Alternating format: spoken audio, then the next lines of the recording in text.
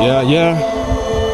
Yes, this is a trip to Materuni, and right now we are on the way to Materuni Waterfalls. It's the best hiking. You know, when you come to Kilimanjaro, make sure that you visit Materuni Waterfalls. It's very cool and amazing. Fresh air, natural forest, sweet water. Oh my God! This is the time to explore 2024.